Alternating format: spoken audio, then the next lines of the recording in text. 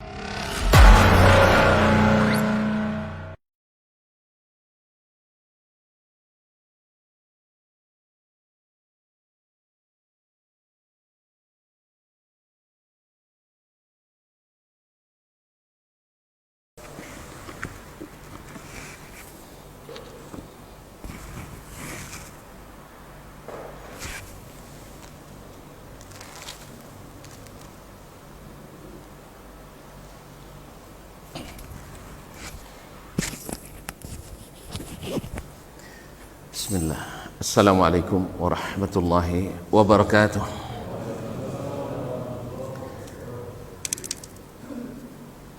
Alhamdulillahil azizil ghaffar, muqawwiril laili 'ala an-nahar, tabsiratan liulil qulubi wal i'tibar. Ashhadu an la ilaha illallah wahdahu la syarika lah, al-malikul jabbar, wa ashhadu anna muhammadan abduhu wa rasuluhu al-mustafa al-mukhtar wa sayyidul akhyar wa ala alihi wa azwajihi al-athhar wa ashabihi al-qadati al-abrar wa man tabi'ahum bi ihsan ma ta'aqaba al-lail wan-nahar. Amma ba'du, fa usi nafsi wa iyyakum ayyuhal muslimun bitaqwallahi azza wa jalla, fa innahu qad faza al-muttaqun. Ya ayyuhalladzina amanu taqullaha haqqa tuqatih wa la tamutunna illa wa antum muslimun. Kaum muslimin dan muslimat, ma'asyiral hadirin wal hadirat wal musyahidin wal musyahidat, bapak-bapak, ibu-ibu, saudara-saudara dan saudari-saudari jemaah salat subuh di Masjid Nurul Yaqin yang saya muliakan, yang saya hormati dan yang saya cintai. Alhamdulillah atas nikmat dan karunia-Nya kita masih dalam keadaan sehat walafiat, sehat jasmani dan rohani. Sehat jasmani dengan sehatnya badan bisa melakukan kegiatan. Sehat rohani alhamdulillah masih diliputi dengan iman dan Islam. Semoga hati kita senantiasa bersyukur dengan senantiasa mengamalkan perintah Allah, menjauhi larangannya yang disebut dengan at-taqwa. Sebab taqwa adalah antaj'al bainaka wa baina adzabillahi wiqayah, menjadikan benteng antara kita dengan azab Allah. dan itu tidak lain dengan melakukan perintahnya, menjauhi larangannya. Semoga Allah mudahkan dan semoga Allah berikan taufik. Oleh itu marilah kita bersyukur atas nikmat ini. Mudah-mudahan amal kita diterima, permintaan dan doa kita dikabulkan. Amin.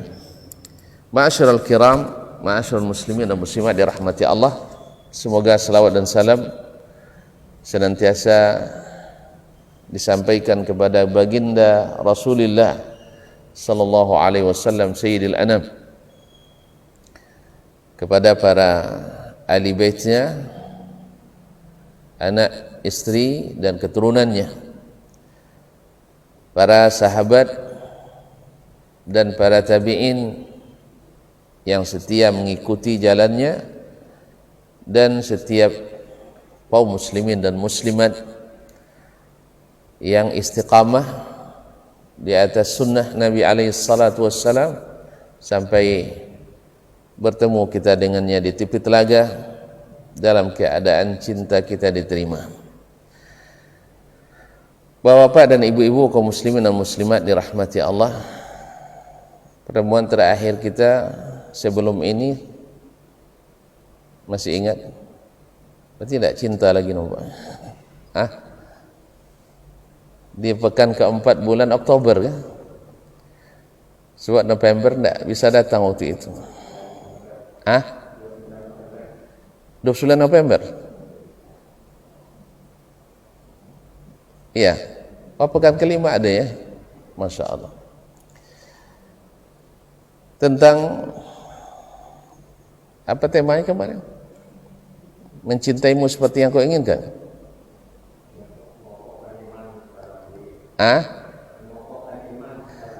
Mengokohkan iman dalam diri. Munasabah sekali dengan masa-masa seperti ini. Dulu di waktu kita masih kecil-kecil, sekarang masih kecil juga, ketika datang hari-hari akhir tahun Masehi ini, baik acara Natal maupun Tahun Baru dengan istilah Nataru, dulu kita tidak ada pengaruh ya. Seolah tidak ada apa-apa. Iya. Karena waktu itu kita bisa bilang bukan urusan saya. Natal dan Tahun Baru bukan urusan saya. Dan alhamdulillah toleransi umat beragama di masa itu lebih kuat daripada menjadikan Natal dan Tahun Baru sebagai urusan saya. Iya tak? Dulu aman, damai. Toleransi itu Masya Allah antara kaum muslimin dengan selain orang-orang Islam. Ketika urusan agamamu bukan urusanku dan urusan agamamu bukan urusanmu. Betul ya? Alhamdulillah aman kita. Tapi setelah menjadikan urusan agamamu menjadi urusanku, urusan agamamu kamu tidak mengurus, itu masalah. Urusan agama kita tidak mau ngurus, alasan agama orang kita yang urus, akhirnya terjadi distoleransi. Toleransi itu semakin kacau, semakin rusak. Sampai ada yang mengatakan kepada kita, Ustaz, daripada ribut kita, kenapa kita tidak ikut saja langsung maulid Nabi Isa? Natal artinya apa? Memperingati hari kelahiran Nabi Isa alaihissalam. Natal dalam bahasa mereka, maulid bahasa bahasa kita namanya maulid. Dulu orang-orang peringati tahun kelahirannya disebut dengan ulang Ulang tahun. Kalau sudah ustadz kita jadikan milad. Ya sah? Ustadz, selamat milad Ustadz. Barakallahu fi umrik. Ya Pak. Peringati tahun baru tidak boleh, tapi milad apa namanya? Peringati apa namanya hari lahir, happy birthday tidak boleh. Karena bukan budayanya umat Islam, betul kan?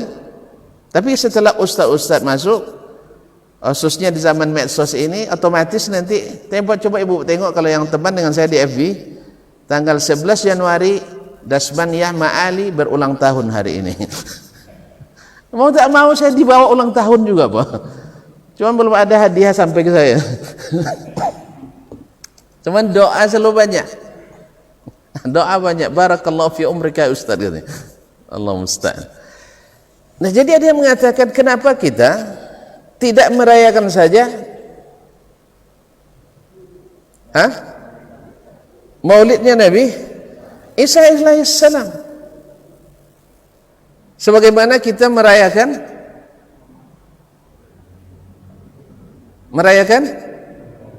maulid Nabi Muhammad sallallahu alaihi wasallam. Nah gimana Pak? Tahun ini udah lewatnya, tahun depan kita ikut merayakan maulidnya Nabi Isa alaihissalam. Ibu-ibu, gimana cara menjawabnya ini? Nggak bisa, kenapa? Bukankah Nabi Isa alaihissalam Nabi yang wajib kita cintai? Iya Bu? Ya Mak? Nabi Isa boleh tidak kita benci? Wajib kita cintai? Baik, kenapa kita tidak maulid Nabi Isa? Dirubah aja namanya, tidak Natal.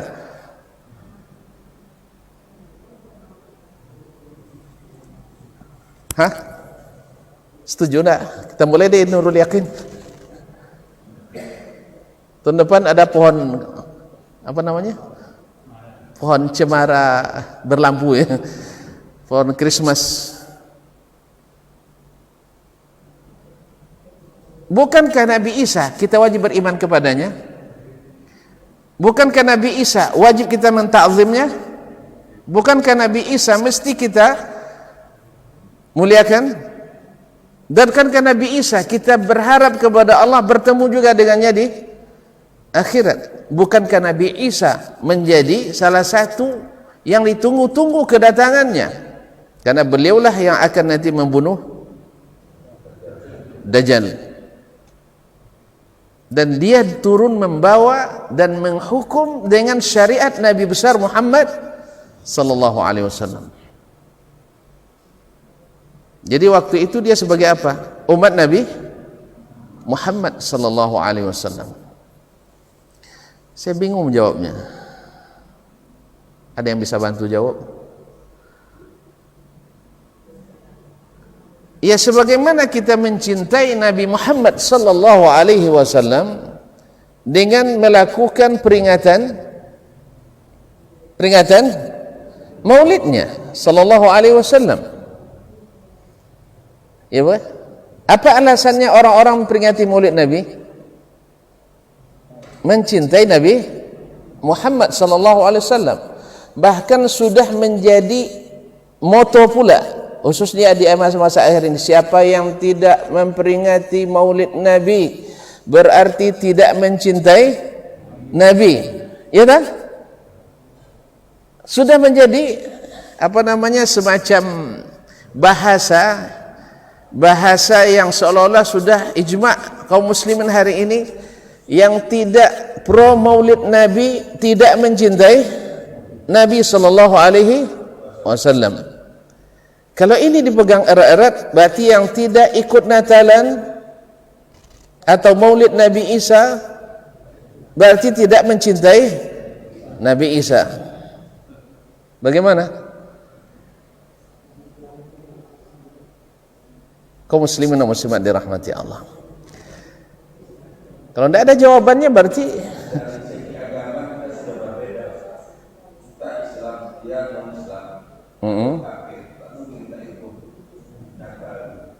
Taib, jawaban bagus, saya setuju. Hah?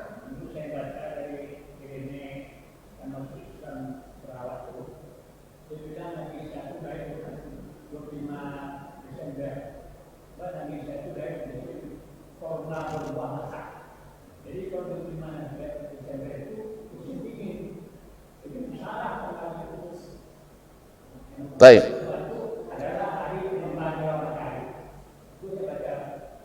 Jazakallah khairan. Betul, ini juga jawaban luar biasa. Sebab Al-Quran mengatakan wa huzzi ilaiki bi jiz'in naqlati tusaqit alayki rataban janiyya. Ketika Nabi Ibunda Maryam alaihissalam melahirkan Nabi Isa alaihissalam, dia lapar tentunya karena dia melahirkan di tempat yang terpencil. Dia menjauhkan diri dari orang lain, sehingga Allah SWT berikan dia rezeki. Karena fa'aja'al makhad ila jiz'in nakhlah, akhirnya dia terpaksa melahirkan di rumpun korma, di bawah korma dia melahirkan. Nah, Allah SWT sebenarnya maha kuasa, sebab di masa dia masih gadisnya dulu, Maryam, kullama dakhala 'alaiha Zakaria al-mihrab wajada 'indaha rizqa qala ya Maryam anna laki hadha qalat huwa min indillah innallaha yarzuqu man yasha'u bighairi hisab. Setiap Zakaria masuk ke mihrab dan bertemu dengan Maryam, di depannya terhidang makanan. Karena Maryam alaihissalam kanat minal qanitin, beribadah. Coba lihat, tidak disebut Allah sebagai kanat minal qanitat, bukan di antara hamba-hamba Allah wanita yang beribadah, tapi di antara hamba-hamba Allah qanitin. Sebab ibadahnya pada umumnya ibu-ibu, pada umumnya ya, yang lebih hebat ibadah itu laki-laki atau perempuan? Serius ini serius bertanya saya. Hah? Pada umumnya bapak-bapak lebih bisa fokus ibadah di samping dibanding, serius ini. Betul kan? Sebab apa? Kalau di rumah ibu-ibu ibadah, kerja rumahnya banyak, ya kan? Pergi pun ke masjid dia mikir juga kerja rumah, sampai di masjid pun juga nyiapkan makanan untuk orang di masjid. Ya kan? Jadi laki-laki, cuman Maryam alaihissalam lebih dari sebagian besar laki-laki, sehingga dia menjadi salah satu dari 4 wanita sempurna di sepanjang sejarah. Di antaranya adalah Maryam alaihissalam, Maryam binti Imran alaihissalam, kemudian Asia istri Fir'aun, dan Ibunda Khadijah radhiyallahu taala anha, dan Aisyah radhiyallahu taala. Kaum muslimin dan muslimat dirahmati Allah, setiap masuk ke dalam mihrab ditemukan di situ ada makanan. Zakaria berkata, "Anna laki hadza?" Di mana kamu dapat, hai Maryam? Ini dari sisi Allah Subhanahu wa taala. Ini di waktu dia sedang beribadah normal, sekarang sedang melahirkan. Setelah melahirkan, tidak bisa berusaha, tapi kok Allah katakan kepadanya wa huzzi ilaiki bi jiz'in nakhlah, harus digoyang dulu pokok kormanya. Wah, awak yang belum melahirkan ini goyang pokok korma. Hah? Gimana? Awak yang masih bagak-bagak ini, masih belum habis melahirkan, goyang pokok korma, berat enggak? Berat. Cuman Allah ingin tunjukkan bahwasanya selemah apapun kita harus berusaha. Allah SWT mengatakan tusaqat alaiki rutaban janiyah, kami tunjukkan kepadamu, turunkan kepadamu buah-buah korma yang rutab, yang segar. Rutab itu yang segar, Pak, bukan yang sudah kering. Dan itu enak dimakan. Nah, kaum muslimin dan muslimat dirahmati Allah SWT, ini jawaban beliau bahwa lahirnya Nabi Isa bukan bulan Desember, karena bulan Desember itu musim dingin. Saya selama 15 tahun di Arab, alhamdulillah musim dingin memang di bulan Desember, musim dingin, dan korma tak masak di musim dingin. Korma itu matangnya di musim panas. Kemudian itu dari sisi analisa biologi, analisa geologi dan seterusnya. Kemudian dari sisi sejarah, tidak ada sejarah yang otentik mengatakan lahirnya tanggal 25. Ini masalah lain. Sama juga dengan Nabi kita alaihi salatu wassalam. Riwayat yang sahih atau tidak ada riwayat yang bisa dijadikan pegangan kuat bahwa lahirnya tanggal 12 Rabiul Awal. Tapi umat Islam tetap merayakannya tanggal 12 Rabiul Awal. Nah, sekarang yang saya maksud, bagaimana menjawab kalau kita merayakan Maulid Nabi karena mencintai Nabi sallallahu alaihi wasallam, dan mencintai Nabi adalah bagian dari iman, kenapa kita tidak boleh merayakan Maulidnya Nabi Isa alaihissalam? Karena kita beriman juga pada Nabi Isa alaihissalam dan mencintainya. Ini kalau tidak didengar nanti sampai selesai bahaya nih subhat ini, karena dilontarkan orang. Sebab sudah banyak umat Islam hari ini yang ikut merayakan Natal, betul? Bukan lagi sekedar mengucapkan selamat Natal, tapi adalah ikut merayakan Natal, pakai jilbab, masya Allah, dan pakai,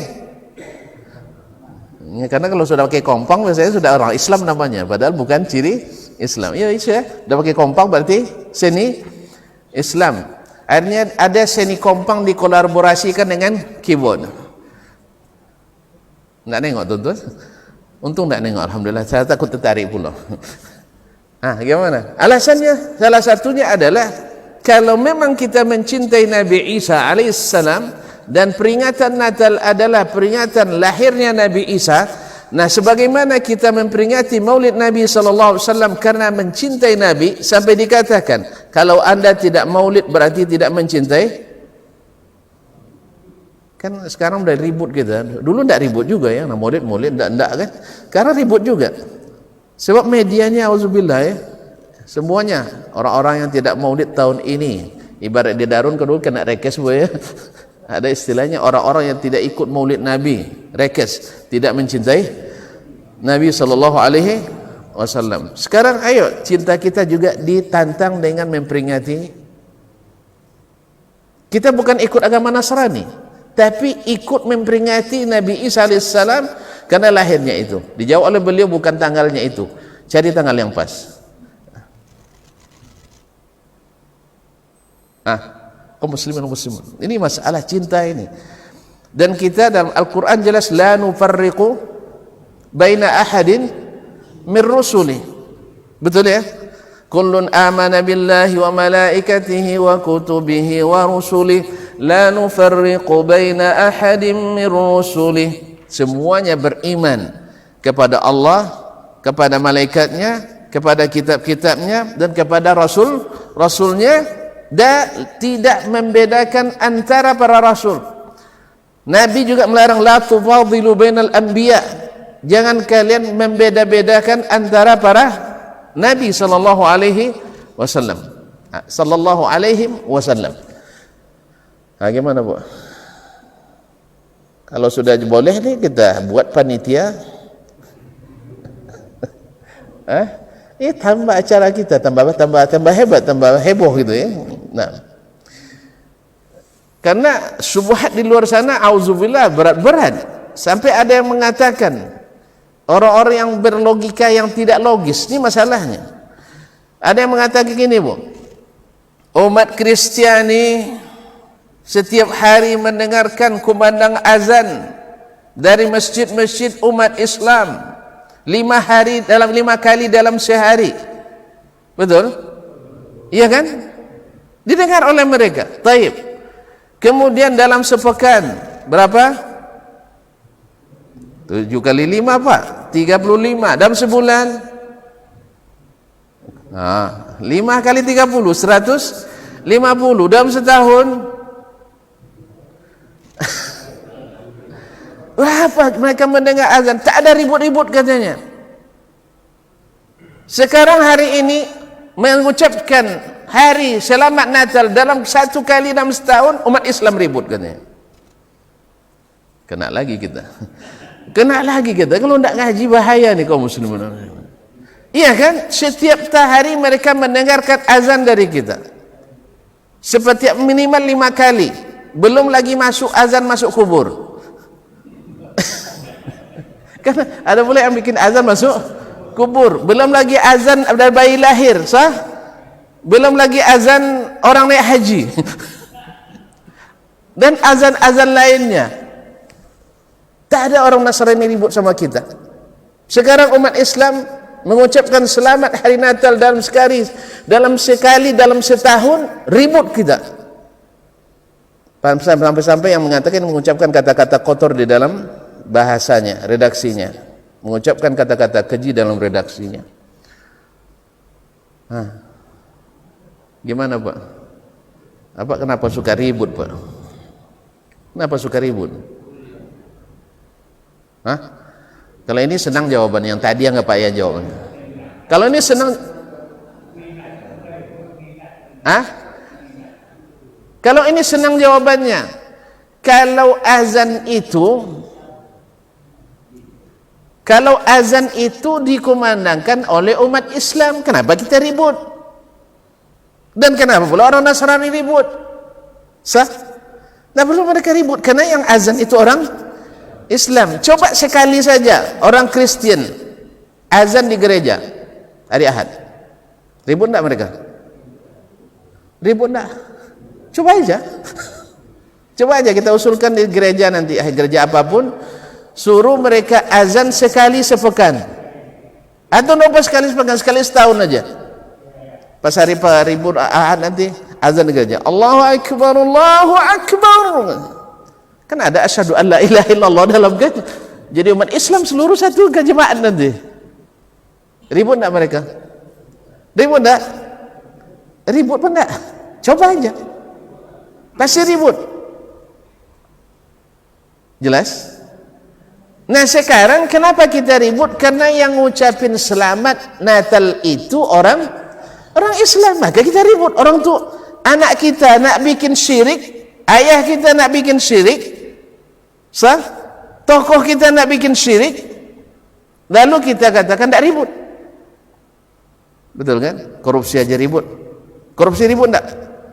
Ribut. Mana lebih besar, dosa korupsi atau dosa syirik? Serius nih? Besar lagi korupsi. Korupsi demo orang, syirik tak ada yang demo. Syirik tak ada yang demo, justru yang di demo yang mengatakan ini, yang memberantas syirik di demo ya. Berarti dosa korupsi lebih. Iya, kadang Ustaz diwanti-wanti, malah Ustaz jangan bahas masalah itu Ustaz, nanti mecah belah umat Ustaz. Mecah belah umat. Baiklah kaum muslimin. Jadi kalau masalah azan 5 kali sehari, 35 kali sepekan, 150 kali sebulan, iya tak? Yang azan umat Islam. Untuk apa mereka ribut? Memang bukan urusan saya. Bukan urusan saya. Coba kalau seandainya yang azan orang Kristen, saya minta azan di katedral nanti sekali setahun. Ribut enggak? Ribut. Makanya umat kita kalau mereka ikut, ya kita mesti ribut. Ribut dalam arti bukan seperti ributnya mereka. Kita ribut mengingatkan. Dan diingatkan pun masih banyak yang tidak mau ingat, apalagi tidak diingatkan. Jadi mereka tidak ribut karena yang azan di sini azan siapa? Orang Islam kan? Tidak perlu orang Islam yang ribut, tidak perlu orang yang diribut. Tapi coba nanti di masjid ini pakai lonceng, ribut tidak orang Islam? Sekali setahun aja lah, ribut enggak? Iya ribut, karena lonceng bukan bagian dari Islam. Sebagaimana mereka nanti azan di gerejanya, ribut mereka. Suruh orang Kristen itu yang azan, pasti mereka ribut. Jadi ini yang saya namakan analogi yang tidak logis itu, logika yang tidak logis, tak paham bicara masalah besar. Tak paham bicara masalah besar. Tapi mudah dijawabnya. Yang pertama tadi, gimana? Mencintai Nabi Isa wajib. Menghormati Nabi Isa wajib.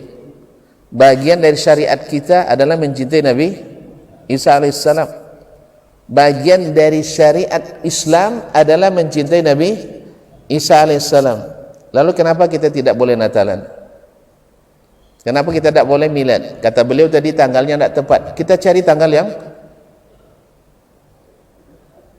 tanggal yang tepat. Toh ahli sejarah kan banyak, ahli arkeologi kita banyak, kita turunkan untuk memastikan kapan lahirnya Nabi Isa alaihissalam. Nanti kalau sudah ada maulid Nabi Isa, nuntut lagi Nabi Musa alaihissalam. Iya dah. Nah, tahu lagi Nabi Musa, nanti nuntut lagi Nabi Ibrahim alaihissalam, nuntut lagi Nabi Ismail. Ujung-ujungnya Nabi Adam pun. Kalian harus rayakan juga hari penciptaan saya. Mana yang lebih hebat? Lahirnya Nabi Musa, lahirnya Nabi Muhammad sallallahu alaihi wasallam dari ayah dan ibu, dengan diciptakannya Adam alaihissalam. Mana yang lebih ajaib? Lebih ajaib Adam sebenarnya. Tapi kita tidak. Kenapa tidak diperingati? Bukankah kita mencintai Nabi Adam wajib? Jelas? Ya, saya tidak sedang menghujah maulid ini, jangan salah paham. Saya ingin menjawab gimana kalau memang hujahnya maulid itu untuk ini mencintai Nabi Muhammad sallallahu alaihi wasallam, maka hujah yang sama bisa dipakai oleh mereka untuk merayakan Natal Nabi Isa alaihissalam. Dan itu yang memang dilakukan oleh mereka. Bahkan yang ikut merayakan Natal pakai ayat Al-Quran malah. Ada ayatnya. Ya Bu ya? Ada ayatnya. Nas'alullah as-salamatu wal afiyah. Apa hukumnya orang Islam yang seperti itu? Yang saya tanya seperti itu sekarang. Kalau awak Dia orang Islam. tak, saya tanya ada ahli hukum. Negara ini negara hukum katanya.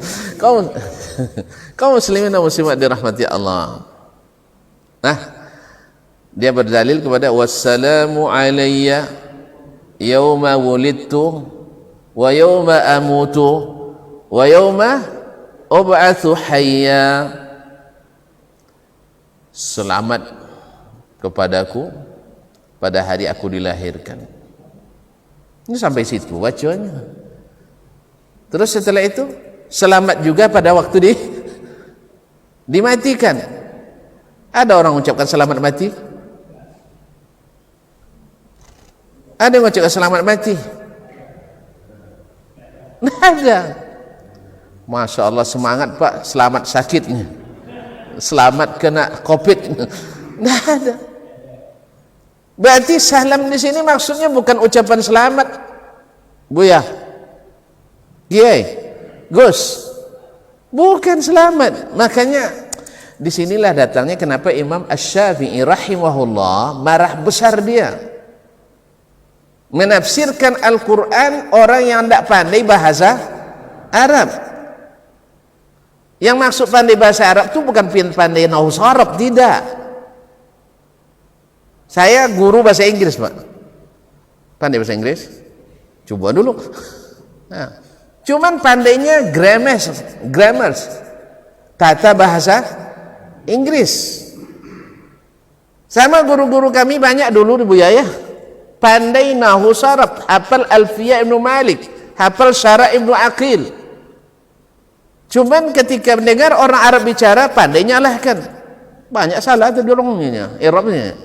Tapi tidak buya beki, apa tidak biasa obuin dan pandai nyobuin ini, tidak pandai berbahasa Arab. Kita sekarang ini begitu, tidak pandai nahwu sharaf, habis itu ambil kamus Al-Munawwar, hambus kamil Mahmud Yunus, menyalahkan pemahaman orang Arab terhadap bahasa Arab. Itu aneh Indonesia. Jadi dikiranya wassalam itu artinya ucapan selamat, bukan. Tidak selamanya ucapan selamat dengan makna selamat sukses, selamat berhasil, selamat lulus, tidak. Kalau Arab ketemu dengan orang sakit, jangan sakit di rumah sakit, pasti mereka bilang, "Oh, selamat," katanya. Kalau dengar sama orang kita nih, "Mbak, Sakit diucapkan selamat. Maksudnya bukan selamat doa semoga sehat. Itu makna selamat di situ tuh. Jadi wassalamu alayya yauma wulidtu, yaitu selamat ketika aku lahir, bukan ucapan selamat Merry Christmas, bukan selamat Natal, bukan selamat Maulid, tidak.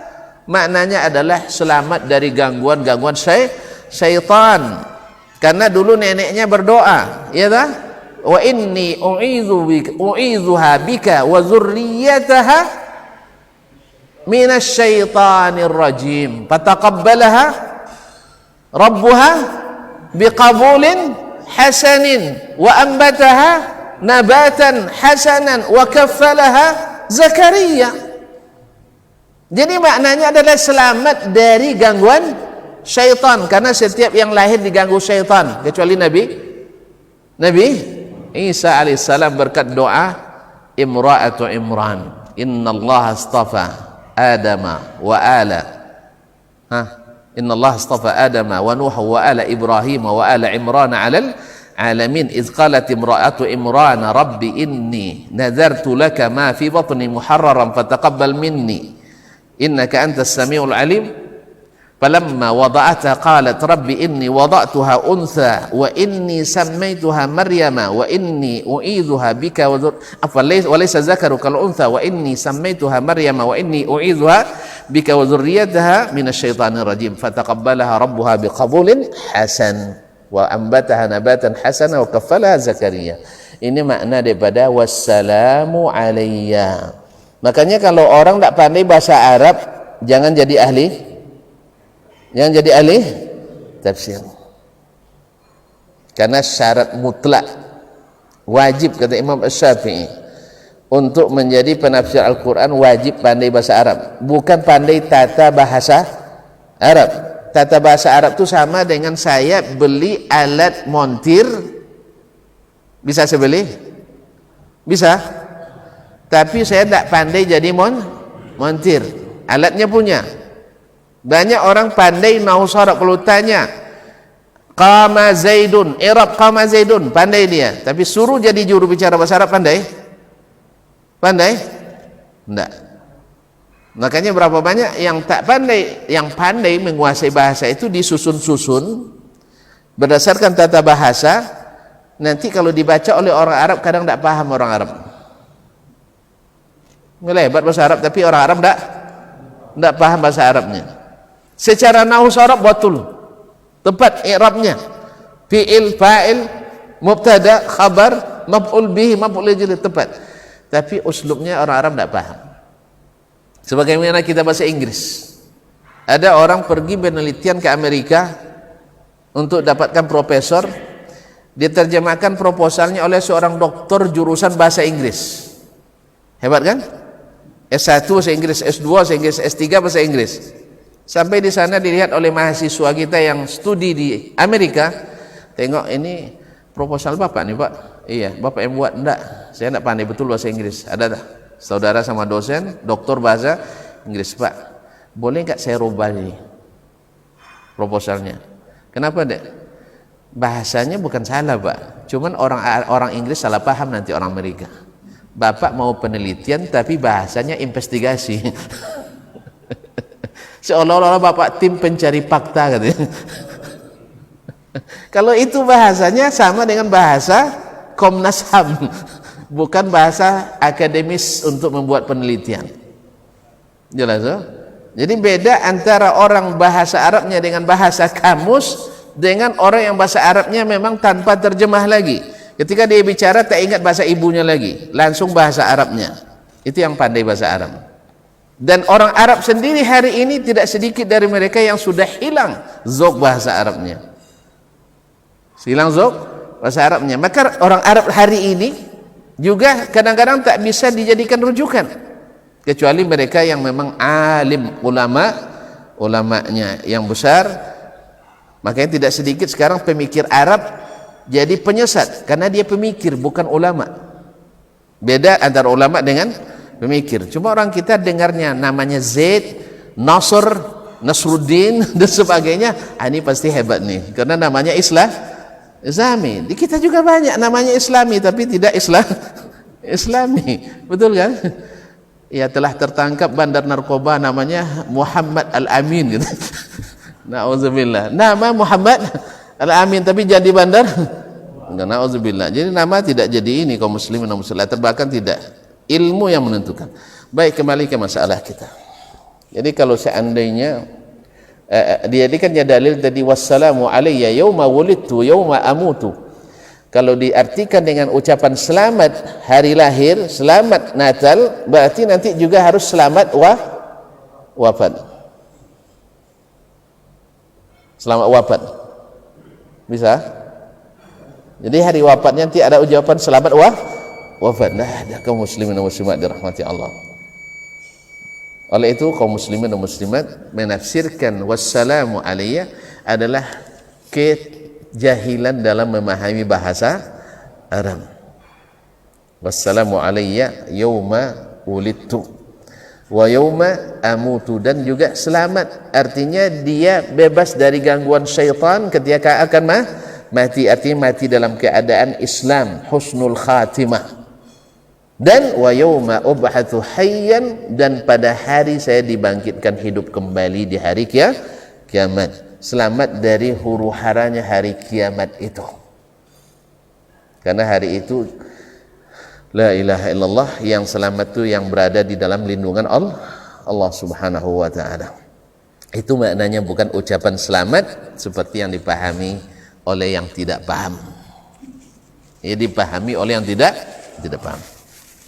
Kembali ke yang masalah pertama tadi. Belum ada jawabannya, atau kita langsung okekan saja tahun depan rubah namanya jadi Maulid Nabi Isa alaihissalam, karena kiasnya sama, mencintai Nabi Isa alaihissalam, dan itu belum dicabut, belum dinasakh. Ini hukum mencintai para nabi mulai dari Nabi Adam alaihissalam sampai pada Nabi kita Sayyiduna Muhammad sallallahu alaihi wasallam, belum dicabut kewajiban mencintai mereka. Kalau alasan beliau tadi karena tanggal, kita rubah aja tanggalnya dengan tanggal yang pas atau mendekati, pasti atau mendekati. Kalau masalah Pak Haji Darus tadi mengatakan bahwasanya itu bukan bagian dari agama kita, apa buktinya bukan bagian agama kita? Karena mencintai Nabi Isa adalah bagian dari agama kita. Mencintai Nabi Isa bagian dari agama kita? Bagian. Kecuali kalau Bapak bilang nanti memperingati Maulid bukan bagian dari agama kita, kena juga di sini. Berarti memperingati Maulid Nabi juga bukan bagian dari agama kita. Kenapa? Tidak ada Al-Quran yang menyuruh, tidak ada Nabi yang melaksanakannya, dan tidak ada imam yang 4 yang melakukannya, dan tidak ada ulama-ulama mu'tabar pada awalnya yang melakukannya. Pilih yang mana? Melanjutkan? Kita tambahkan biar banyak acara kita. Acara keagamaan kita bisa lebih banyak. Maulid Nabi Muhammad, Maulid Nabi Isa, Maulid Nabi Musa. Mulai dulu ulul azmi min Rasul dulu. Gimana? Bang, kita bentuk panitia. Silakan Bu. Oh, saya jawab. Berarti tidak menyerah namanya. Berarti tidak menyerah namanya Ibu. Taib, jazakillah khairan. Sebenarnya Pak Haji tadi sudah secara eksplisit dan menjawab Bu. Ini bukan bagian dari agama kita. Karena Nabi Isa alaihissalam bukan Rasul yang mesti kita ikuti, sallallahu alaihi wasallam. Betul kan? Bukan yang harus kita ikuti. Karena yang wajib kita ikuti adalah Nabi besar Muhammad sallallahu alaihi wasallam. Jadi tak mesti kita mengikuti ajaran yang tidak diajarkan oleh Nabi Muhammad sallallahu alaihi wasallam. Baik secara istidlal, mengambil dalil langsung secara tekstual, maupun secara istimbat, secara kontekstual. Artinya memahami secara zahir dalil atau memahami makna yang terkandung dalam dalil. Ya ya. Jadi kita tidak boleh lagi mengikuti ajaran Nabi manapun selain Nabi Muhammad sallallahu alaihi wasallam. Berarti seluruh yang tidak diajarkan oleh Nabi Muhammad sallallahu alaihi wasallam kita tidak wajib mengikutinya. Bahkan mungkin bisa dilarang mengikutinya. Dilarang mengikutinya. Seperti maulidnya Nabi Isa alaihissalam ini dilarang atau boleh-boleh saja? Kalau tadi kan tidak wajib, sepakat kita, memang tidak wajib karena sudah dinasakh ajarannya oleh ajaran Nabi Muhammad sallallahu alaihi wasallam. Sekarang boleh apa enggak? Kenapa enggak boleh? Karena tidak ada dalam ajaran Nabi. Banyak nih, besar konsekuensinya nih. Besar konsekuensinya kalau tidak ada dalam ajaran Nabi Muhammad sallallahu alaihi wasallam, tidak boleh kita ikuti. Karena ajaran Nabi sallallahu alaihi wasallam di saat beliau diwafatkan sudah lengkap atau belum? Sudah lengkap? Bu, sudah lengkap atau belum? Sudah. Ibu tahu dari mana? Dari Al-Quran, dari hadis, di ijma'nya kaum muslimin. Ulama semua ijma' bahwa agama ini sewaktu Nabi wafat sudah lengkap. Bukti apa? Bukti lengkapnya, laporannya diterima, tidak ada perbaikan. Tidak ada perbaikan. Nabi diterima, wa raditu lakumul Islam adina. Berarti agama al-Islam, alif dan lam di sini lil ahdi. Artinya Islam seperti kamu ini, hai Muhammad sallallahu alaihi wasallam, sudah aku ridai.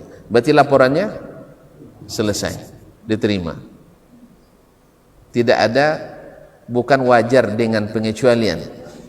Ya, tapi wajar tanpa pengecualian. Sudah selesai.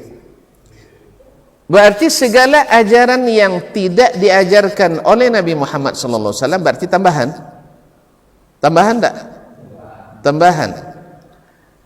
Nah, sekarang pertanyaannya, menambah sesuatu dalam agama itu dibolehkan atau tidak? Tidak boleh kan? Tidak boleh, karena menambahnya sama dengan mengurangi, atau setidaknya sama dengan mengatakan masih kurang. Atau setidaknya ini tambahan, ada tambahan kebaikannya. Secara tidak langsung kita katakan berarti Nabi belum menyampaikan seluruh kebaikan, masih ada kebaikan yang bisa kita tambahkan. Nah, gimana? Jadi sepakat tuh, karena kita tidak melakukan peringatan Maulid Nabi Isa alaihissalam karena bukan bagian dari agama kita. Kemudian ada catatan lagi, silahkan diteliti. Sepanjang yang saya ketahui, di dalam agama Nasrani pun juga tidak ada asalnya peringatan. Tapi kan ini bukan urusan saya. Bukan urusan saya. Intinya juga sebenarnya dalam agama Nasrani, peringatan Natal itu juga diadakan. Tambah lagi, sudahlah bukan bagian dari agama kita, dan juga aslinya tidak ada dalam agama Nabi Isa alaihissalam. Tapi ini bukan urusan saya, bukan urusan kita. Iya, artinya kita tidak mau campuri urusan agama lain, repot kita nanti ya Ustaz ya, mencampuri urusan yang bukan urusan agama kita, bikin repot. Seperti hari ini, ketika urusan agama lain kita ikut campur, repot kita, sehingga kadang-kadang gara-gara ngurus urusan orang, urusan kita terbengkalai. Gara-gara sayang sama umat lain, kita jadi berang dan garang sama umat sendiri. Ini aneh bin ajaib kaum muslimin dan muslimat. Gara-gara menghormati orang beragama lain, kita meremehkan anak-anak agama sendiri. Ini perlu muhasabah diri, perlu introspeksi. Ya, gara-gara tidak sebagian umatnya sendiri tidak mau mengikuti karena tidak mengikuti ajaran Nabi Sallallahu Alaihi Wasallam, lalu dipaksa, akhirnya umatnya sendiri direndahkan dan mengangkat tinggi-tinggi umat yang lain. Ini perlu introspeksi dan muhasabah. Karena umat ini alhamdulillah takkan pernah sepakat dalam kebatilan. Umat ini maksum secara kolektif dari berbuat batil. Kecuali kan nanti kalau sudah ijma ulama semuanya di dunia bahwa kita boleh merayakan maulid Nabi Isa alaihissalam, karena kiasnya memperingati maulid Nabi Muhammad SAW, tidak apa-apa kalau ijma nanti Ustaz. Tapi selama tidak ijma'nya ulama, dan tidak akan ada itu, karena jelas pertama maulid Nabi Isa tidak ada dalam ajaran Nabi Isa sendiri, tapi ini bukan urusan saya, ya, urusan orang agama Nasrani. Itu urusan mereka. Ada tidak adanya, boleh atau tidak mengada-ngada agama, itu urusan mereka.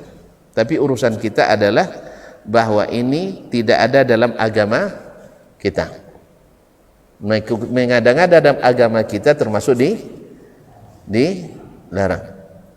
Kaum muslimin dan muslimat, bil munasabah, Nabi mencintai Nabi Sallallahu Alaihi Wasallam.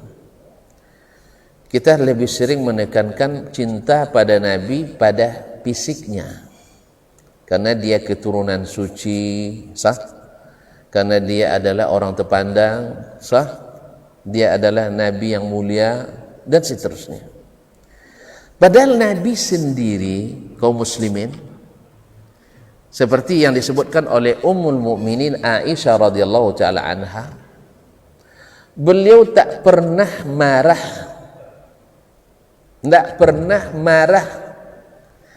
karena pribadinya disinggung. Tidak pernah marah karena pribadinya disinggung. Dan yang marah kita marah tentu kalau pribadi Nabi disinggung, wajib marah kita, karena kita mencintai Nabi, pribadinya kita cintai. Yang tidak marah Nabi dilecehkan, direnakan, dipertanyakan cintanya pada Nabi alaihissalatu wassalam. Tapi Nabi marah luar biasa bila syariat digadaikan, bila akidah digadaikan. Ini dari Ummul Mukminin. Maka Nabi sallallahu alaihi wasallam yaghdabu li nafsihi. Nabi tak pernah marah karena membela dirinya. Walakin idzan tuhikat maharimullah atau kama qalat. Tetapi bila dilanggar aturan-aturan Allah, dia marah.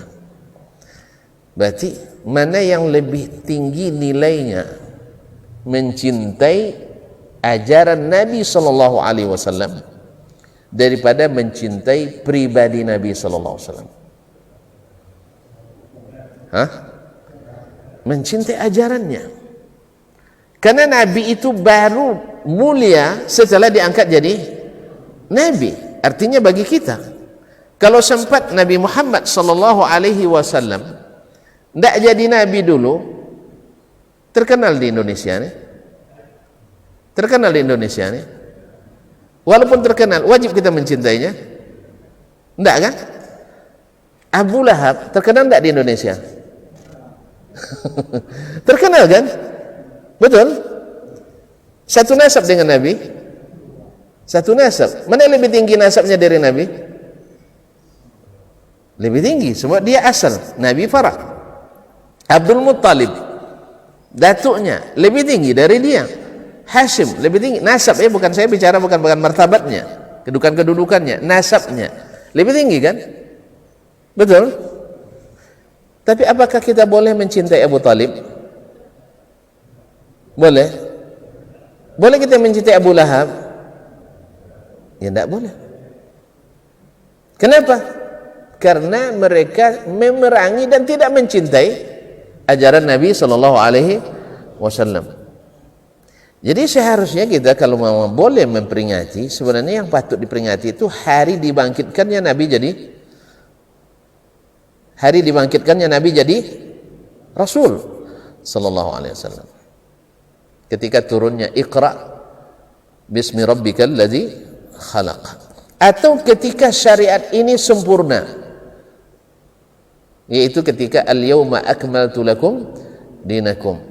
Sampai orang Yahudi bilang sama Umar radhiyallahu taala anhu, ketika Umar bertemu dengan seorang Yahudi bilang, fi kitabikum, dalam kitab kalian ayat, ada satu ayat, lau nazalat alaina ma'syaril yahud, ayat ini kalau turun kepada kami umat Yahudi, latakhaznahu idan, kami akan ambil jadikan hari raya khusus untuk peringati turunnya ayat ini.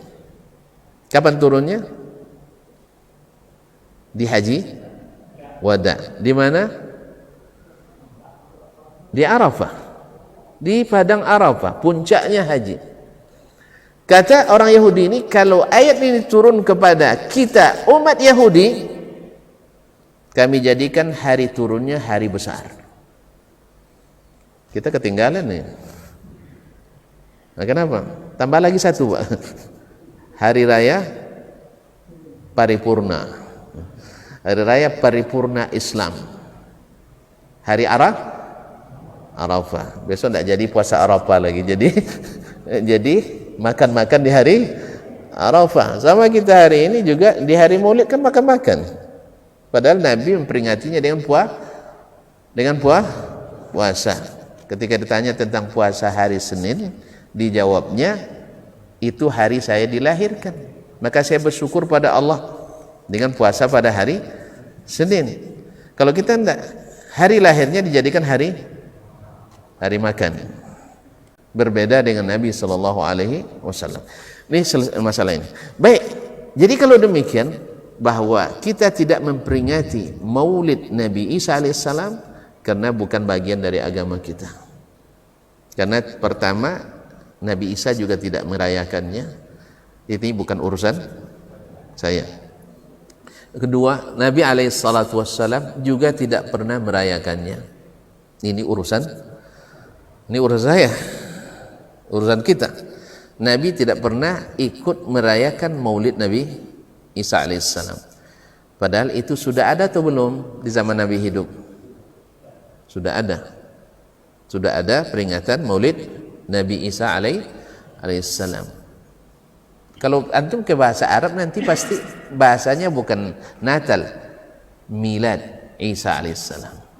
Milad, Maulid satu akar kata. Makanya dengan merubah Milad, hari miladnya Ustadz Dasman, dengan selamat ulang tahun Ustadz Dasman, tidak ada bedanya. Bedanya bahasa aja. Satu bahasa Arab, satu bahasa Indonesia. Kalau bahasa Inggris happy birthday. Cuma ini dirubah acaranya. Kalau orang tuh melagu happy birthday, tidak pernah lagu apa boleh to you ya. Kita diganti dengan barakallahu fi umrik. Sama. Makanya merubah kata ini tidak menjadikan yang syar'i tidak syar'i jadi syar'i kaum muslimin dan muslimat. Berarti tidak bagian dari agama kita, berarti bukan menjadi urusan kita. Makanya tolong jangan diurus urusan orang. Sebab mengurus pekerjaan orang bikin pekerjaan kita tidak selesai. Makanya umat Islam, siapapun, dimanapun posisinya, apapun pekerjaannya, apapun jabatannya, seharusnya dia ngurus agamanya. Kalau mohon maaf, antum sebagai muslim sejati, anggaplah sebagai menteri misalnya, anggaplah sebagai menteri, harus dibedakan antara pribadi kita dengan jabatan. Tidak boleh kita menjual iman dengan jabatan. Bukankah di setiap bagian agama itu ada dirjennya? Ada dirjen kan? Ada dirjennya. Itu gunanya untuk ini. Sebagaimana nanti kalau sempat, dan semoga tidak, karena tidak realistis. Bangsa yang mayoritas muslim, menteri agamanya bukan, ini tidak realistis. Karena hukum demokrasi mayoritas dominan. Hukum demokrasi mayoritas dominan. Dan hukum demokrasi, hukum keadilan mayoritas tak boleh menindas. Tak boleh kita menindas. Alhamdulillah, ajaran kita tak pernah mengajarkan kita memaksa minoritas yang bukan agama kita masuk agama kita. Tetapi menyampaikan dakwah, ya silakan dengan hujjah. Nah, oleh itu kaum muslimin dan muslimat dirahmati Allah, itulah gunanya. Ada pejabat-pejabat yang bukan muslim. Sama dulu ketika saya pernah menanyakan ke pejabat, kenapa di kampus Islam itu tak dibangun masjid? Apa tak dibangun masjid? Alasannya, Ustaz, kalau dibangun masjid nanti yang agama lain nuntut juga bangun gereja, kelenteng, lagi setelah zaman Gus Dur kan masuk pula Konghucu kan? Iya, Konghucu namanya. Ya, minta kelenteng pula di kampus di UIN misalnya kan. Kalau saya, menurut saya, bisa salah bisa benar ini, karena ini benar logika saya aja. Kalau memang ada tuntutan bikin rumah ibadah di kampus, silakan. Ini logika saya, bisa salah bisa benar nih Pak. Ya. Tapi dengan syarat satu, dibutuhkan setiap hari. Dibutuhkan setiap hari. Saya nak nanya, orang-orang saudara kita Kristiani, ya, memerlukan gereja setiap hari? Enggak kan? Sekali sepekan. Dan alhamdulillah kita dengan selapang dada tidak pernah memprotes libur hari Minggu. Seharusnya kita mayoritas liburnya hari Jumat. Tapi alhamdulillah kan kita tidak masalah libur. Ya, mereka kasihan sekali seminggu cuma ke masjidnya, ke apa namanya, ke gerejanya tak apa-apa. Kita lapang dada, tidak masalah. Kan tidak ada protes Pak ya. Walaupun ada suara-suara kenapa tidak Jumat, ada. Tapi aman-aman saja kita.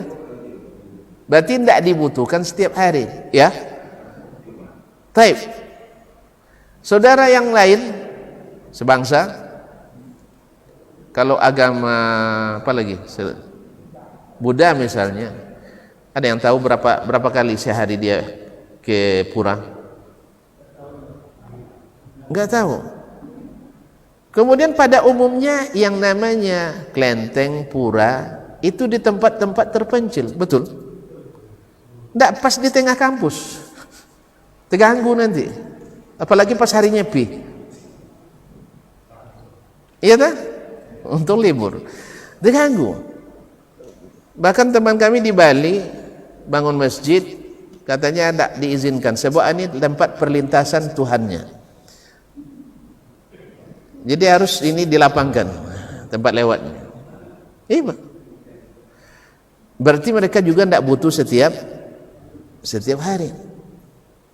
Betul kan? Berarti tidak butuh rumah ibadah di kampus. Ini kan realistis kita. Logis, realistis. Bahwa umat lain tak butuh tempat ibadah di kantor dan di kampus. Toh juga mereka yang terbesar di Indonesia yang luar Islam, orang Kristen, sekali sepekan dia perlu. Dan hari itu hari libur resmi, tidak akan ada absen. Umat Islam, subhanallah, terlambat ke kantor kena marah sama bosnya, sehingga banyak yang takut sholat jemaah. Sebab apa? Takut dimarahi oleh atasan. Dia lupa tidak takut marah sama Allah SWT. Kadang-kadang gara-gara tidak takut marah sama Allah, dimarahin juga sama atasan. Ya, saya alhamdulillah, kalau ada acara-acara, kalau masuk waktu sholat, saya permisi. Bagi saya jabatan tak perlu. Karena kalau Allah ingin beri, berikan Anda. Justru rupanya lebih enak tidak punya jabatan daripada punya jabatan. Saya permisi aja, masuk waktu salat permisi. Usaha yang bisa saya lakukan, saya kirim surat kaleng ya. Ya, kepimpinan rapat misalnya, mohon maaf Bapak, kalau rapat dengan gubernur, Pak Gubernur yang terhormat, waktu sholat tinggal 1/4 jam. Saya kirim. Dibacanya, oh ya, tinggal 1/4 jam lagi rapat kita. Tinggal 5 menit, tidak juga berhenti, saya kirim lagi, tinggal 5 menit. Tidak juga, pas waktu saya permisi aja. Alasannya gampang, kemana? Belakang. Ya memang kita lihat keluar dari belakang memang. Belakang mana? Toilet. Toilet tak ada yang bisa menghalangi. Jadi kalau ke masjid ada yang bilang nanti aja. Kalau ke toilet tidak bisa dia tahan, betul kan? Sehingga ada keluar kata hikmah, 3 orang tak boleh panjang-panjang cerita depan mereka. Orang sedang marah, orang sedang lapar, orang sedang menahan. Ustaz, tolong sebentar 1 menit. Setengah menit tidak bisa, saya harus ke belakang. Tidak bisa tahan. Jadi kalau muslimin dan muslimat dirahmati, tapi kalau untuk salat tidak masuk. Maka bilang aja ke toilet. Atau memang kita lihat ke toilet juga wudhu, Pak. Minimal wudhu. Kan tidak bohong kita. Alhamdulillah. Selesai. Jadi kaum muslimin dan muslimat dirahmati Allah SWT, mereka tak butuh rumah ibadah di kampus, tak butuh di kantor. Maka alasan ini tidak logis dan tidak realistis. Umat Islam perlu rumah ibadah ini setiap hari minimal 5 kali. Belum lagi tambah kajian, belum lagi pembinaan rohani dan sebagainya. Tiap hari kita perlu. Dari sisi ini, berarti kampus keagamaan perlu masjid, tak perlu kelenteng, tak perlu pura, tak perlu gereja, apalagi namanya? Kalau nanti sempat Yahudi masuk pula sini, tak perlu sinagog. Ya, sinagog Yahudi mungkin sekali setahun mungkin. Nah, jelas ya? Mana tahu nanti di sini ada menteri agama lahir nanti. Ya biar tahu alasan ini. Alasan kedua, oke, kami butuh tiap hari. Ada masukan seperti itu atau ada protes, kami butuh tiap hari pembinaan rohani, silakan. Kita bikin alasan logis lagi. Berapa rasio mahasiswanya?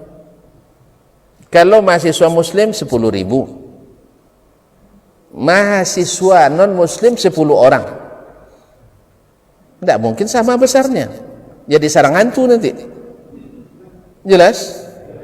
Kita bikinkan, kalau 10 kali, kalau seorang muslim rasionya dibuat 1 orang setengah meter masjid, sabnya setengah meter, 10.000 berarti 5.000 meter. Kalau 10 orang 5 meter, tidak apa-apa kita buat nanti kelenteng 5 meter. Dan biasanya mohon maaf, setahu saya itu daerah terpencil, taruh di sudut. Ya tak? Mahasiswa yang perlu gereja misalnya 5 orang, 5 kali setengah, berapa? 2,5 meter. Oh enggak, harus sama, adil. Ya Pak, bicara adil masa enggak paham juga? Anak SD dengan anak kuliah sama kebutuhannya? Kan enggak sama. Bapak punya anak di kuliah di Amerika dengan kuliah di Arab Saudi, mana yang mahal harganya? Mana yang mahal biayanya? Di Amerika. Lalu kalau Bapak samakan biar adil, selesai kuliahnya? Tidak selesai. Dia tergantung kebutuhan. Ini yang adil, bukan sama banyak. Maka adil itu tidak ada definisi sama banyak. Disitulah kenapa warisan bapak-bapak laki-laki lebih banyak daripada perempuan. Taib. Woi, waktu habis lah. Alasan yang paling besarnya belum saya sampaikan. Ya, nah, tolong mohon maaf 2 menit deh ya, sampai 20 menit. Baiklah kaum muslimin dan muslimat, mohon maaf. Jadi alasan yang paling penting, kalau tadi penting, sangat penting, yang paling penting adalah bahwa memperingati maulidnya Nabi Isa alaihissalam sama dengan mengakui Allah punya anak. A'udzubillah, a'udzubillah, thumma a'udzubillah. Karena merestui maksiat, betul? Ada bandar narkoba tertangkap, selamat Pak, Bapak jadi bandar. Boleh enggak? Coba ucapkan itu depan polisi, bisa diikat sama-sama. Iya tak? Boleh enggak ngucap selamat pada orang buat maksiat? Boleh? Boleh? Ada orang jadi teroris, selamat jadi? Boleh? Wih, tak boleh kan? Baik. Karena dianggap pengakuan terhadap kebatilan itu. Mengakui orang berbuat batil, batil. Betul kan? Nah sekarang mereka memperingati lahirnya Isa alaihissalam sebagai anak Allah SWT. Allah katakan wa qalu ittakhadha ar-rahman walada laqad ji'tum syai'an idda dalam surat Maryam. Mereka berkata Allah yang Maha Rahman mempunyai anak. Allah jawab laqad ji'tum syai'an idda. Kalian sudah mendatangkan kemungkaran yang besar. Takadus samawati yatafattarna minhu wa tanshaqqul ardu wa takhirrul jibalu hadda. Hampir langit runtuh, bumi terbelah, gunung-gunung runtuh, hancur. Kenapa? Mendengar ini anda'u lirrahmani waladah, ketika mereka mengklaim Allah punya anak. Maka ini kemungkaran luar biasa. Maka wajar kita ribut bila anak kita, bapak kita, datuk kita, syekh kita, buya kita, kiai kita ikut mengakui ini. Wajib kita peringatkan. Sebab kalau kita tidak peringatkan berdosa. Berdosa kita. Kalau melihat orang berzina, ada rumah janda di situ, tiba-tiba kita lihat ada bapak-bapak masuk yang bukan mahram, lapor ke Pak RT, biarin aja lah, aman tuh. Boleh. Terkutuk kita sekampung ini nanti. Sekomplek ini. Kan tak boleh Pak ya? Dah jelas dah nampak, bapak biarkan aja. Kan kasihan, janda lama ndak. Auzubillah.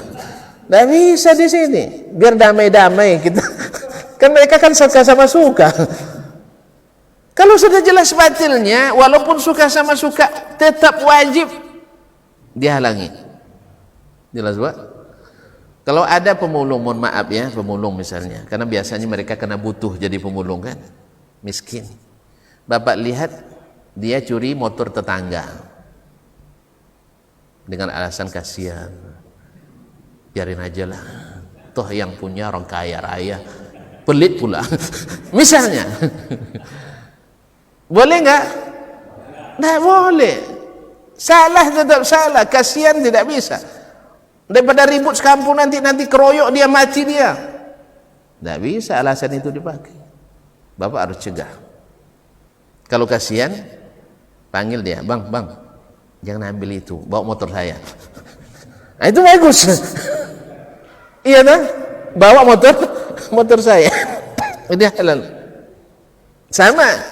Kalau ada yang bikin itu, misalnya ikut dia merayakan ke gereja, bilang bang, daripada gereja aman di bawa ke masjid dia, ngaji di Nurul Yakin.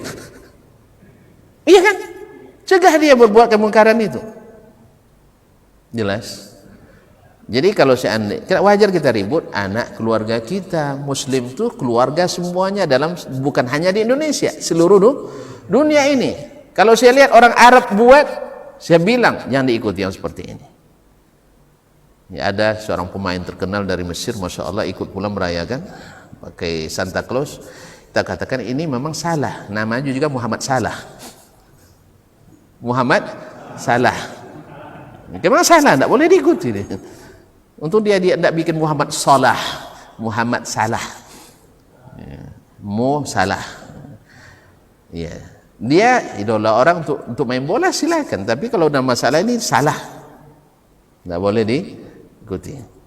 Kalau saya sempat ketemu, saya bilang, bilang, jadi panutan umat Islam di Indonesia banyak. Sebab dia masya Allah katanya pemurah orangnya. Ya, pemurah orang katanya. Ya. Cuman ini yang seperti ini tidak boleh. Walaupun kiai di sini batal kiai. Ada lagi yang beralasan. Terakhir nih Pak, katanya 20 menit tadi ya. Bahwasanya ada lagi yang ngomong begini Pak, umat kafir katanya sekali mengucapkan syahadat langsung hilang kekufurannya. Kan itu keyakinan kita. Yang masuk Islam asyhadu an la ilaha illallah wa asyhadu anna muhammadar rasulullah. Seluruh kekufuran syirik sebelumnya diampuni Allah. Betul? Masa saya sekali mengucapkan selamat Natal langsung keluar dari Islam katanya? Sebenarnya dibalik aja, betul juga.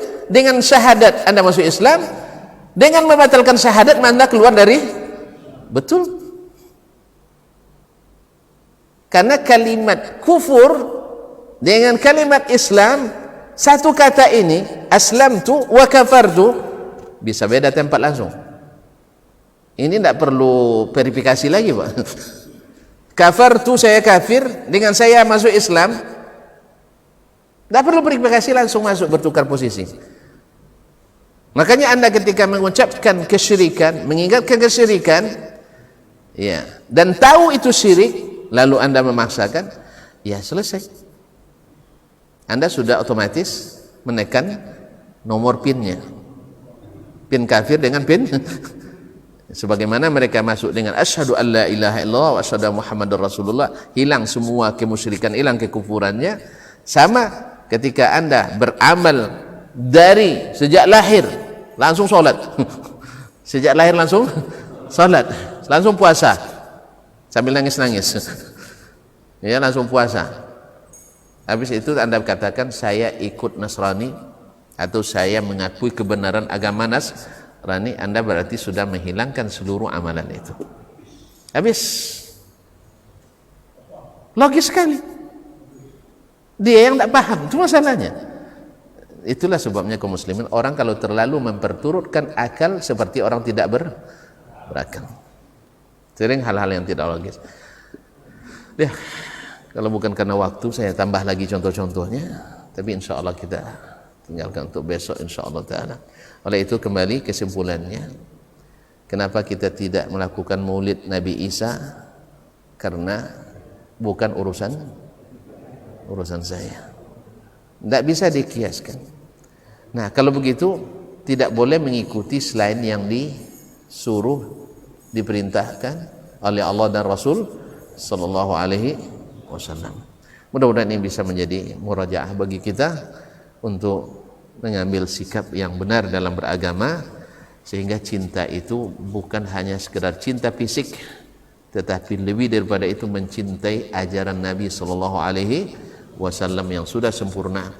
Karena mencintai ajarannya pasti mencintai fisiknya, tapi mencintai fisik Nabi, pribadi Nabi, belum tentu mencintai ajarannya. Oleh itu yang disyariatkan adalah mencintai ajarannya lebih daripada sekedar mencintai fisiknya. Karena mencintai fisik tidak otomatis mencintai sunnahnya, tapi mencintai sunnahnya otomatis mencintai fisiknya. Karena tak lepas sunnah itu dari fisik Nabi SAW. Tapi fisik saja tanpa mencintai sunnahnya tidak selesai. Karena itu Nabi tak pernah marah kalau fisiknya yang dicerca, dicela, tapi marah bila syariatnya. Harusnya kita juga marah bila syariatnya dijejaskan, bila syariatnya diganggu, bila syariatnya dirubah-rubah. Wallahu ta'ala alam. Barangkali tidak ada pertanyaan karena sudah paham sekali. Wallahu ta'ala wa sallallahu ala nabiyyina Muhammad wa sallam wa subhanakallahumma bihamdik asyhadu an la ilaha illa anta astaghfiruka wa atubu ilaik. Wassalamualaikum warahmatullahi wabarakatuh.